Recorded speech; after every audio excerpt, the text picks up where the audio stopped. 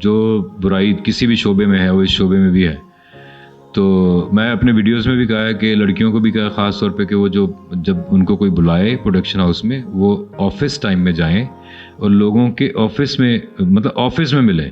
वो नहीं जी कॉफ़ी पे मिल लेते हैं शाम को, भाई कॉफ़ी मैं अपने घर पी लूँगी, बड़ी अच्छी मुझे आती बनानी, ठीक है, आप अपने जाके ना अपनी बीवी के साथ पियो जाके, ठीक है। वो उसको जाके कहेगा टाइम ही नहीं यार, टाइम ही नहीं, बहुत काम है यार। तो लड़कियों को कह रहा है कि बताओ क्या करना है मतलब तो सबसे ज़्यादा जो चीज़ है ना, मैं आपको ये काम छोड़ देना, इज़्ज़त पे कॉम्प्रोमाइज़ ना करना, ये काम छोड़ देना। ये काम छोटा है, इज़्ज़त बड़ी है, ठीक है। मैंने देखा लोग डेस्परेट हो जाते हैं आके, लड़कियां ख़ास तौर पे, तो काम के लिए कुछ भी करती हैं, तो उस डेस्परेशन का कोई फ़ायदा नहीं है। और ये बबल जैसा है, आप ऐसे ऊपर जाएंगे नोज ड्राइव पे नीचे आएंगे, ऐसे ख़त्म, इतना सा है। जो लोग इज़्ज़त से काम करते हुए आ रहे होते हैं ना, उनकी इज़्ज़त रहती है और वो लोग भी रहते हैं, उनका नाम भी रहता है। तो ये ज़रूरी है, वक्ती तौर पे हिट होना, वक्ती तौर पे वो करना। जैसे वो ट्विटर पे उस लड़की के 2 घंटे में 10,000 फॉलोअर्स हुए हैं, जिसने लंबी कमीज़ पहनी हुई है, शलवार नहीं पहनी हुई, और उसने लिखा और वॉक करके आती है अभी ये 1 वीक पहले, और वो कहती है कि ये 2022 है, आप अभी तक शलवारें पहन रहे हैं। तो वायरल हो गई। अगले दिन वो लोगों ने रिपोर्ट किया, वो अकाउंट बंद हो गया। लेकिन अब देखें, अब इसको इज्जत से कंफ्यूज ना करें, ये मशहूरी है। मशहूरी और होती है, मशहूर होना और होता है, इज्जत मिलना और होता है, ठीक है ना। ये इज्जत नहीं मिली उसको, वो मशहूर हुई है और बदनाम हुई है, बल्कि मशहूर भी क्या कि बुरा नाम हुआ उसका। तो इन चीज़ों का कोई फ़ायदा है नहीं। ये आपको लगेगा कि यार उनने किया मैं भी कर ला, वो इंज करके इंज हो गया। आप वो करो जो आपने करना है, आप उसी पे रहो, आप ना किसी और उस पे जाओ। अच्छा, इसके बाद हम आ जाते हैं हमारा आज का जो ब्रेक से पहले जो एक मेन वो चीज़ है, वो है ड्रामेटिक स्पीच। ड्रामेटिक स्पीच जो है ना, ये है वो की, वो चाबी जिससे आपको ताले खुलने हैं काम के। ये सारी एक्टिविटी जो है इस चीज़ के ऊपर बेस करती है कि आपको काम मिले, आपको पैसे मिलें, आपको इज़्ज़त मिले, आपका नाम बढ़ाओ, ठीक है।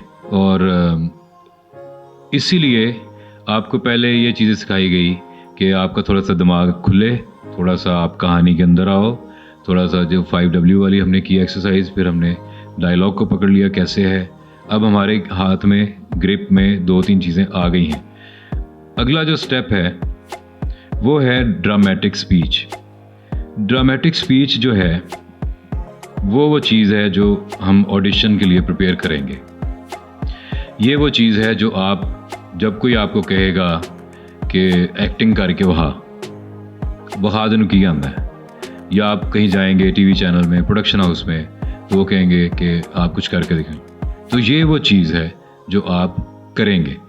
तो ये मैं आपके साथ प्रिपेयर करना चाहता हूँ ताकि आप ये प्रिपेयर करें, और जब भी कोई कहे आपको ये कर, और आप ये करें और उनकी तबीयत साफ़ कर दें देखने वाले की, उसको लगे कि यार क्या बात है, ऐस दफ़ा नहीं दे अगली दफ़ा ज़रूर इनको कास्ट करना है। तो ड्रामेटिक स्पीच बेसिकली एक ऐसा पीस होता है परफॉर्मेंस का कि जिसमें एक्टर अनइंटरप्टेड लगातार बोलता है 10-15 डायलॉग्स, 1 से 1.5 मिनट का कोई सीन, और वो इंटरैक्टिव नहीं होता। मतलब ऐसा नहीं होता कि मैंने डायलॉग बोला, आपने डायलॉग बोला, मैंने बोला, आपने बोला, ऐसा नहीं है। वो वन साइडेड होता है और वो स्पीच की तरह बोलता है, ठीक है। और बहुत से एक्टर्स जो हैं वो अपनी ड्रामेटिक स्पीच से मशहूर हुए हैं।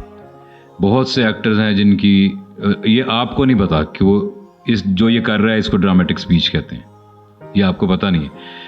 वो अमिताभ बच्चन साहब हों सिलसिला फिल्म में, वो एल पचिनो हो, एल पचिनो जो हैं वो तो एक्टर ही ड्रामेटिक स्पीच के हैं, यानी कि उसके जो सबसे पावरफुल एक उसका जो है स्किल है वो है ड्रामेटिक स्पीच।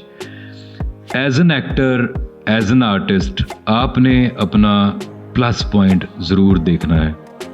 और वो कैसे देख सकते हैं आप? वो शीशे के सामने खड़े होके, मिरर के सामने, आईने के सामने खड़े होके मुख्तलिफ़ चीज़ें ट्राई करेंगे आप। तब आपको पता चलेगा कि आप ये करते हुए बहुत अच्छे लग रहे हैं, ये आपने बड़ा अच्छा किया। ठीक है, बार बार आपने करना है।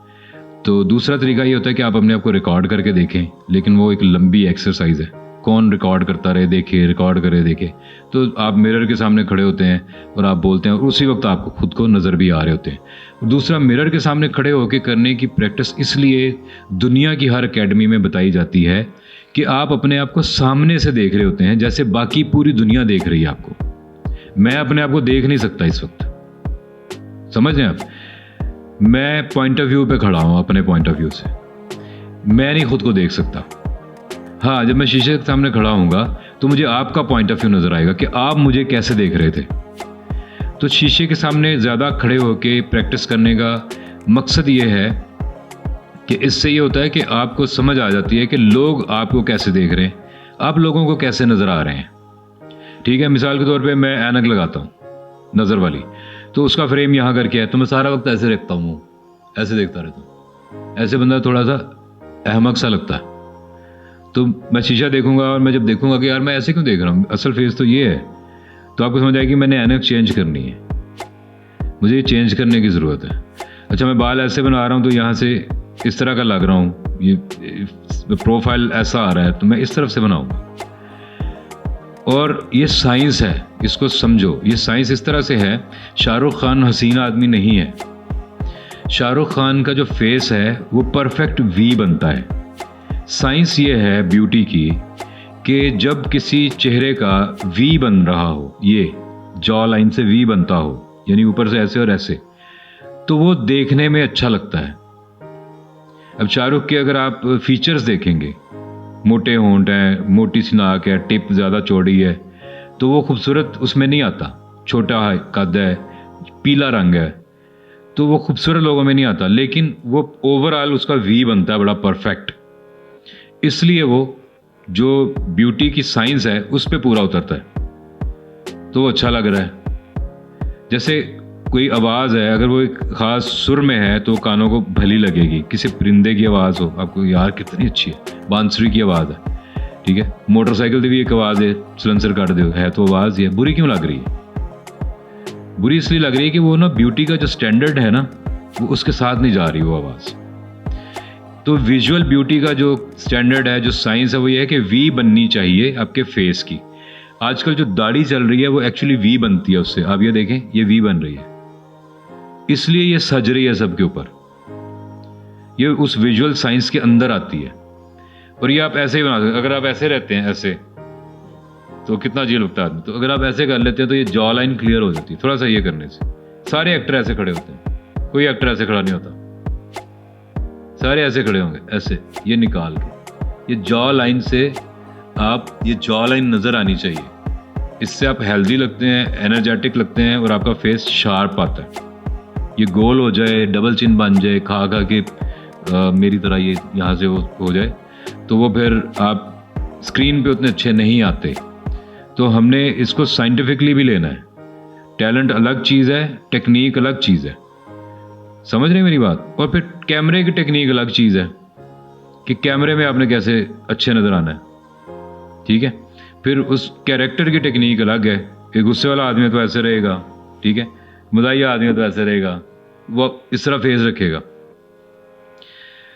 तो ड्रामेटिक स्पीच पे हम आते हैं। हमने एक पीस तैयार करना है। हमने एक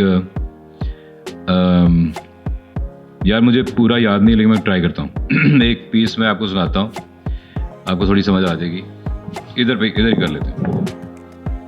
मैं आपको सुनाता हूँ कि ड्रामेटिक स्पीच का एक सैंपल आपको दिखाता हूँ।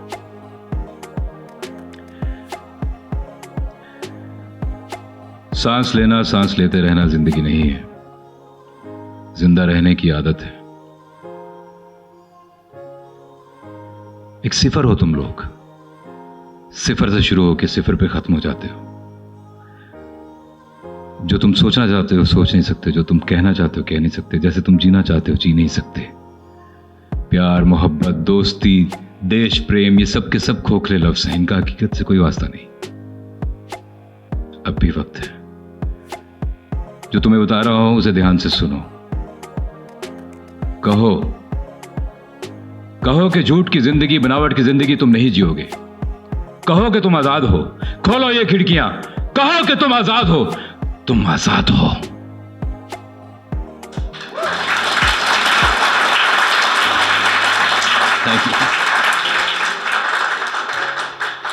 तो हम एक ऐसा पीस तैयार करेंगे, मैंने बिल्कुल इसको रैंडमली ऐसे ही कर दिया, मैं प्रिपेयर नहीं था इसके लिए। तो एक इस तरह की परफॉर्मेंस मैंने आपके लिए लिखी है। वो मैंने नहीं लिखी, एक फिल्म की है, मैंने लिखी है। हाँ, तो तो वो मैं आपसे शेयर करूँगा अभी ब्रेक में, और वो आप ब्रेक में प्रिपेयर करेंगे। आप वो याद कर लें, हम उसको तैयार करेंगे। तो वो हम इतनी तगड़ी तैयार करना चाहते हैं कि वो बस एक ही आपने करके दिखानी हो तो मकसद पूरा हो जाए। ठीक है ना?